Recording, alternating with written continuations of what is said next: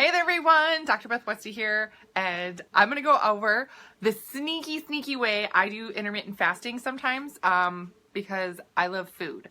When we talk about intermittent fasting and the whole health benefits of it, and how amazing it is for your body, how it can jumpstart your metabolism, how it can work on getting rid of that belly fat that's around your abdomen and in your hips, especially for women with hormone issues, right? It can be one of the most frustrating things when you are going to the gym, when you're eating really healthy and you're not seeing a result.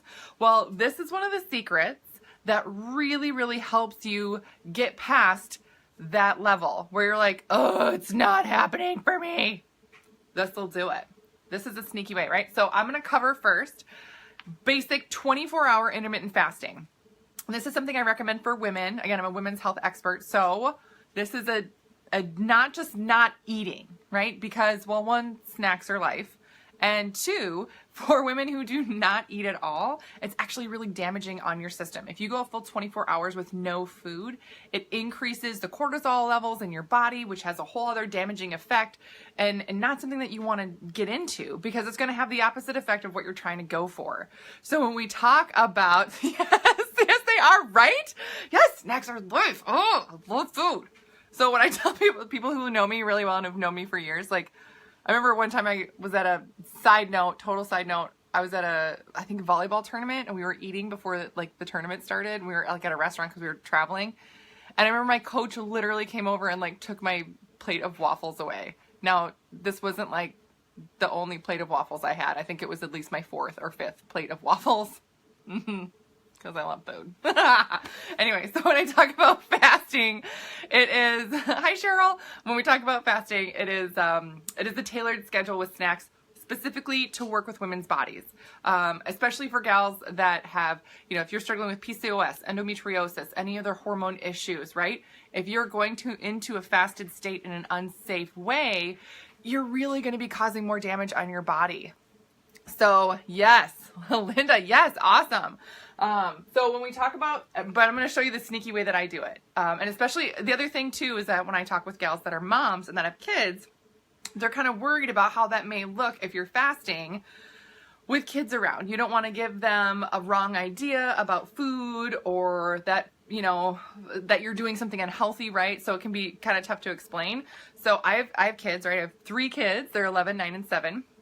And I talk to them about all sorts of health stuff all the time. But one of the, actions speak louder than words, of course. So this is the way I do fasting with my family. So I still enjoy dinner with my family. It's just a little altered schedule. So regular 24-hour fasting. And again, this is built in for snacks for women. So this is going to be in a 24-hour. Wow, I got out of control with that 4-hour time span, right? So this is typically how it'll go. And again, this is for women. Especially if you have hormone issues, stress, that type of a thing, you want to really start getting to that deep fat burning zone. It can be really tough to get to with just exercise and just trying to eat clean and all that stuff. That's all great, right? But if you're doing all that and you're like, what the hell, this is not working for me, this is something to tap into. So I do have a 28-day reset that we're starting on February 5th, where I'm going to be taking you through this.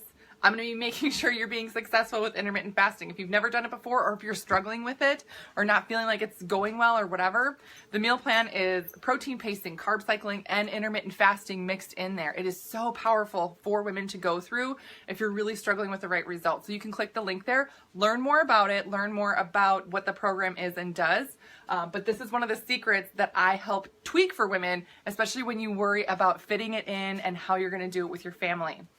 So regular 24-hour fast, again, how it works is that, say you wake up at 6 a.m., 6 o'clock a.m., you wake up and you're doing your fast. When you get to about that 2 o'clock mark here, that's a really important time frame. You are going to be working into the deep fat burning zone then. The first 8 hours is when your body burns that stored carbohydrate that's in there, your stored glycogen.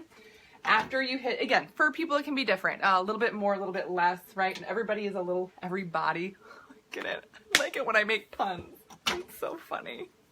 Sorry. I won't joke about whey protein either.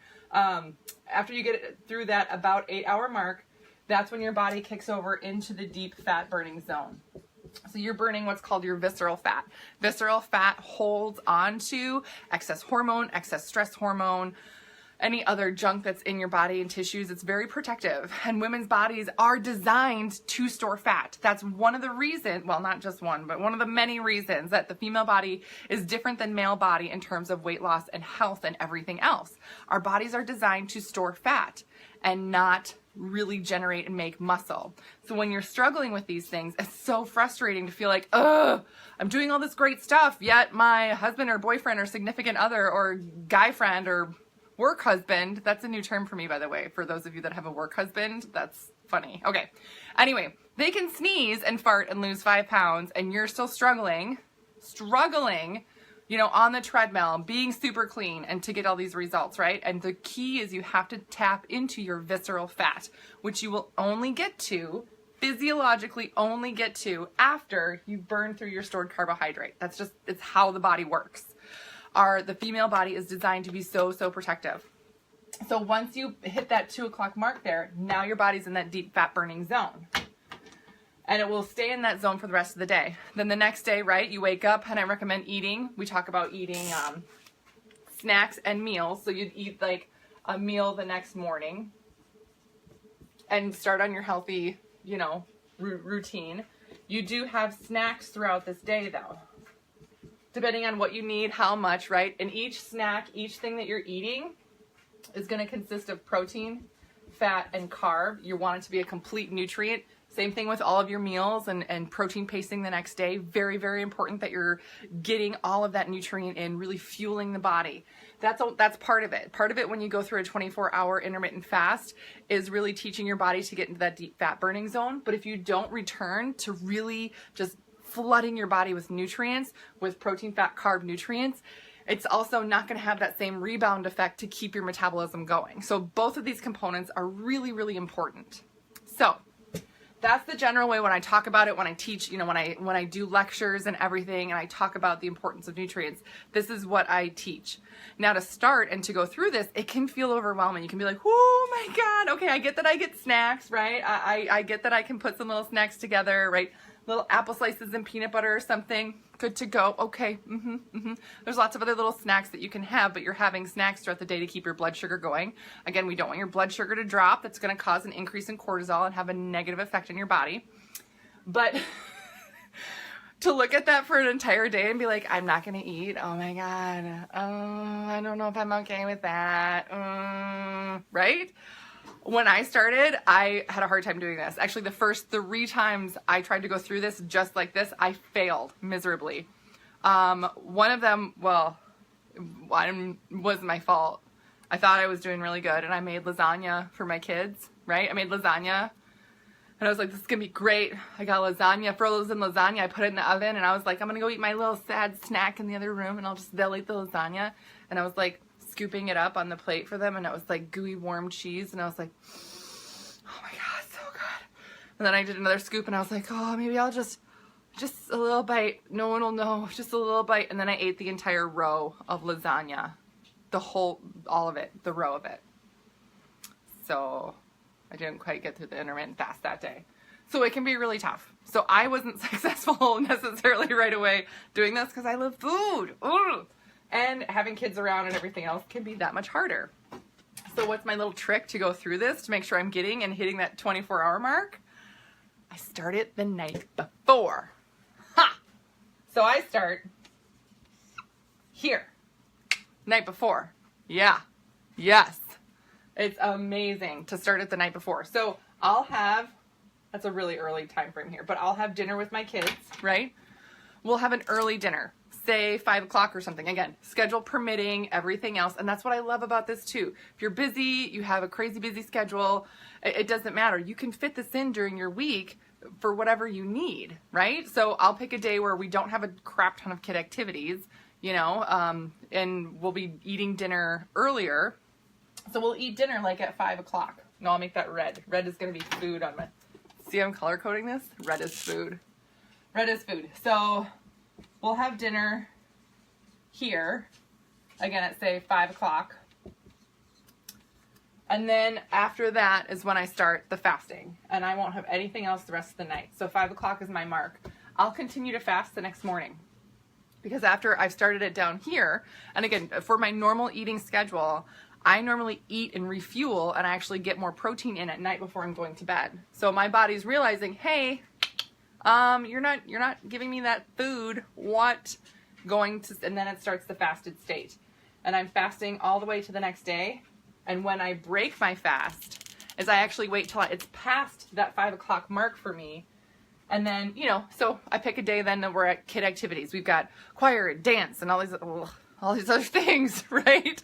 So I wait till later. So we'll eat dinner then that next day, sometimes at 7 or 7:30. By the time everybody gets home from all of their stuff, then we're eating that meal. Let's just say 7:30 by the time it's done.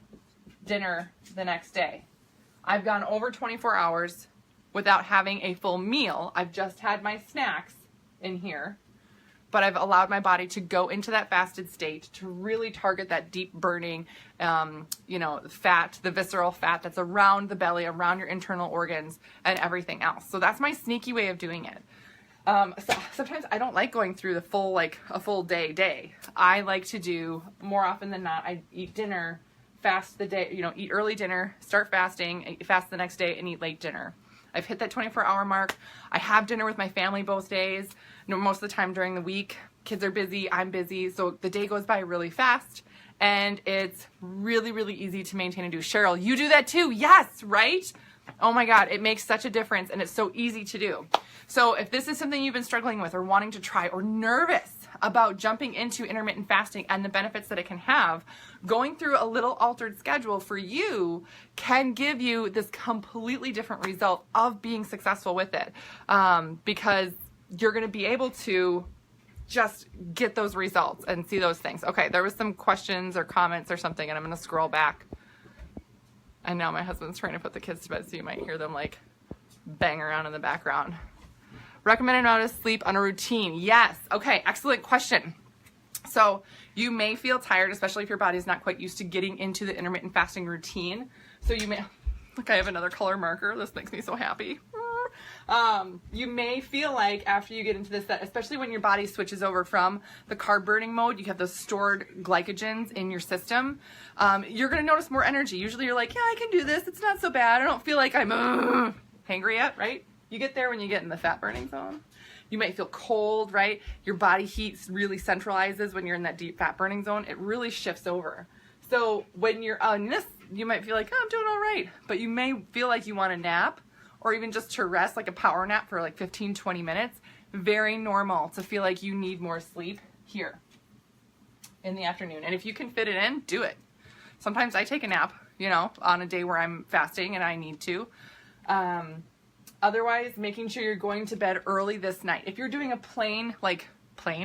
regular 24-hour fast, if I'm doing that, I go to bed early. I for sure go to bed early.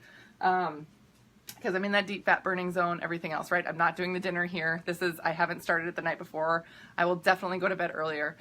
You really want to give your body that sleep and rest. It is doing a lot of work. It's tapping into different fat stores. It is really resetting a lot of things.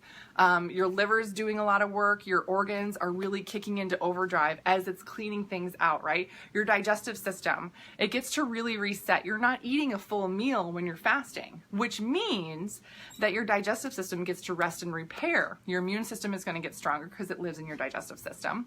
But your digestive system actually uses the most energy out of every system in your body. That's why when you eat a big meal or something, you get really tired. All your energy goes to your breaking down all that food and nutrient.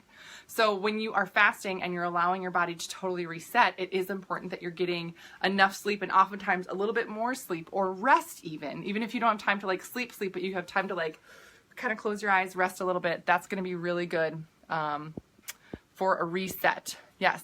Snacks. Question on snacks. That's good. Lots of water. Yes. Yes, Linda. Lots and lots of water.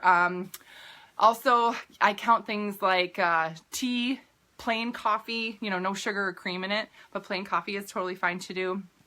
So I'll make a list over here. Let me just move this over here a moment. I have more space over here. I'll make it red again because red is snacks and meals and stuff is what I was drawing. So snacks, I do things like almonds, Now you're eating only about 100 calories at a time. So each time I'm writing down a snack, it's going to be about 100 calories. This is really messy, and this is totally different from this stuff. This is such a messy whiteboard today. So 100 calories of almonds, right? Like just like a small handful.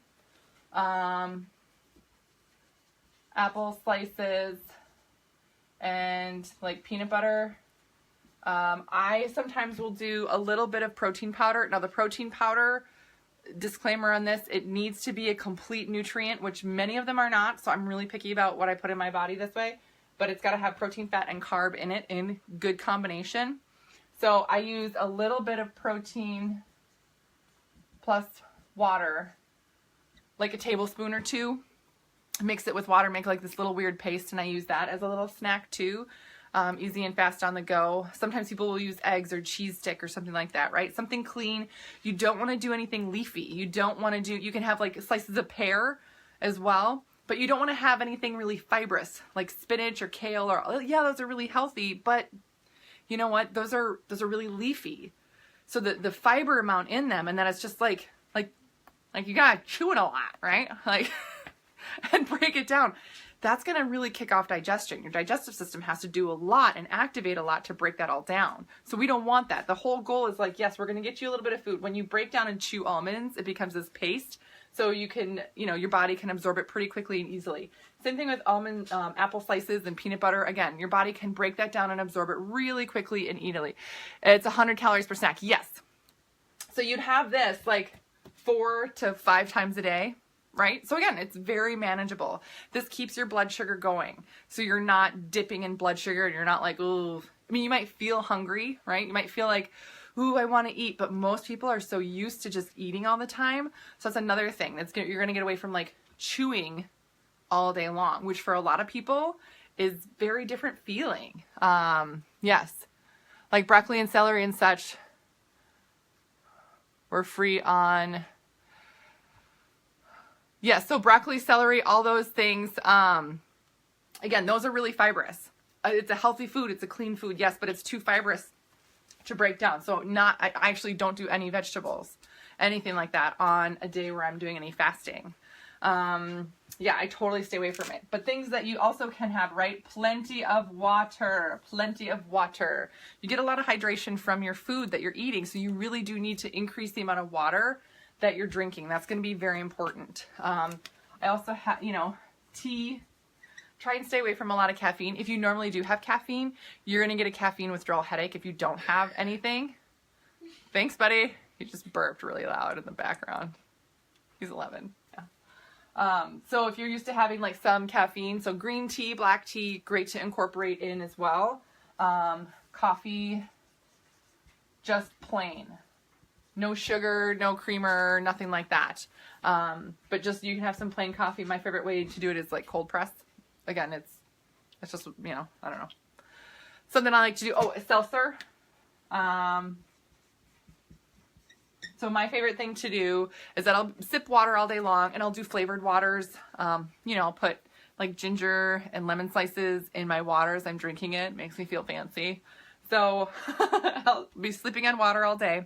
When I have a little snack, I'll actually have a seltzer around the same time because it actually makes your stomach feel more full. And the other thing about snacks when you're eating them is that eat it slow. Most of us are used to like inhaling our food, like, ha, ha, ha. Right? I do that. I totally do that. But when you eat it slow, it makes a huge difference in how you feel after you eat it. So you have a snack, I have some seltzer, and then I'm good to go. Yeah, it's very different. So this is a really easy way to start intermittent fasting, right? I do this with my family. Dinner the night before, start the fast, go through protein, fat, and carb, really important, that type of a thing. So hopefully this was helpful. I went through a lot of info really fast. You guys had some great questions. But again, I do have that the reset starting where I'm going to go through this with you. I will help you make sure you are successful doing this and that you are seeing and feeling the results. You will feel different the next day after you do an intermittent fast. It really switches on a ton of important things in the body, meaning you're going to feel like you have a ton more energy, even though that sounds totally counterintuitive. You might be like, I'm going to wake up the next morning and feel like I want to eat a bear. Not at all. Not at all. You are going to wake up and feel like, oh, I already have a ton of energy. I can't believe that. I didn't really eat that much yesterday. How do I have so much energy? You're going to have a totally different respect for food, meaning your digestive system has gotten a chance to rest, reset, and when you start eating food again, it will incorporate that food differently. It will break it down better. You'll absorb more nutrient, and you're just going to start to feel better. On the other front of that too, you know, since you're changing the input, the output will change. So as you break down more of the food, your output will be different. I'm just telling you, if you try this and you're like, what? Again, it's not bad. You're not going to like explosive diarrhea or anything, but just so you know, these things shift and change the body. So changing the input changes the output. How often do you do this routine? Excellent question. So this is something you can do, again, if it's something that is safe for you to do, you can do it once a week. Right now, because I'm training a lot for football, and I go to boot camp and I do bar class as well, just to up my fitness level.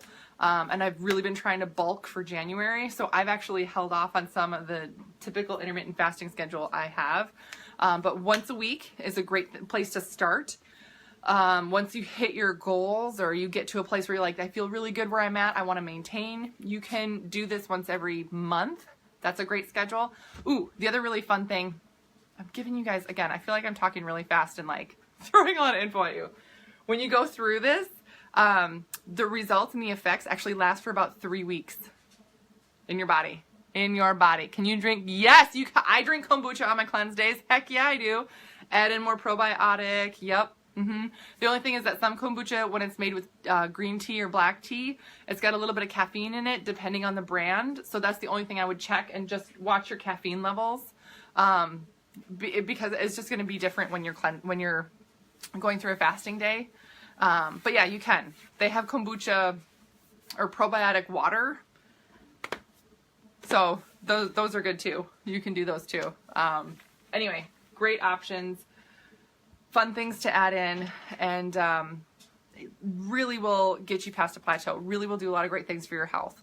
Workouts, the other question on that with exercise workouts is that I do not do any heavy, intense exercise when I'm going through a fasting day.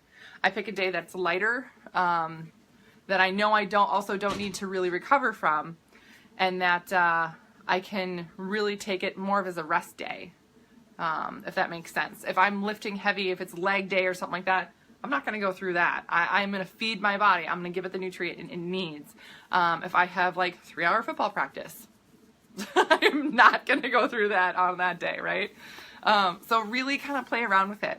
And there's no way that you can do it wrong, really, unless, you know, like if you start it the day before and you only make it till 2 o'clock, like don't feel bad. That's great. Again, sometimes it takes time to work into it. Your body has to get used to a new schedule. It's got to get used to this whole new routine. So give yourself the time and grace of being like, okay, if I pick one day a week, say your Sunday is your rest day or Monday is a really busy day at work, and you know that you could start Sunday night and try and go through Monday, great. That can be a new goal. So yeah, cardio. Yes, you can do some cardio. Again, it's different for each person. So some people, they like to do cardio and they like to work out still if they're doing a fasting day, and they do fine with it. I just don't. Probably because I'm a nutball and I can't not push myself really hard at the gym. I can't be like, I'm only going to go 50% today. Nope. I get on there and I'm like, oh, I get so competitive with no one else but me. And I'm just insane about it. So I always take it a little too far for what you really need to do. But it's up to you and your body. Some people, they can do a really good job and they can work out and still do fasting. Other people, they need to just take it as a rest day. So you can try it, but it's totally individualized on each person and everything. It doesn't have anything to do with your fitness level. It doesn't have anything to do with anything else other than how your body is reacting to going through the fasted state and the results that it's getting. So if that's helpful information. So yeah, but again, these are things that we're going through on the reset. I will take you through a fasting day. I will make sure you're successful with it. I will make sure that you are on the right track. This is something you can repeat again and again and again and reset if you need to. So you go on vacation this summer and you're like, Whoa, I really overdid it on vacation. What do I do to reset? Boom. You know exactly what to do. You know exactly the routine, and you can jump right back in and not feel like you lost any ground. So, again, sorry for talking so fast. Oh. Okay, so that's what I got for you guys today. Hopefully that's good information. Look at this.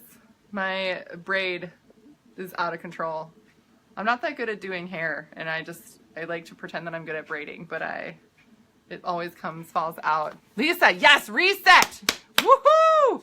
Yeah, Lisa's doing a reset. I'm excited for you, Lisa. It's going to be amazing. All right, so if you guys have any questions, as always, do not hesitate. You can message me. You can comment on the video. I am more than happy to chat with you to see if you are interested in doing this but nervous, or if you're not sure if this is the right thing for you to do. More than happy to chat with you and just see if this would be the right next step, so you're not stuck and frustrated. So that's what I got for you guys tonight. I will chat with you later, and have a great evening.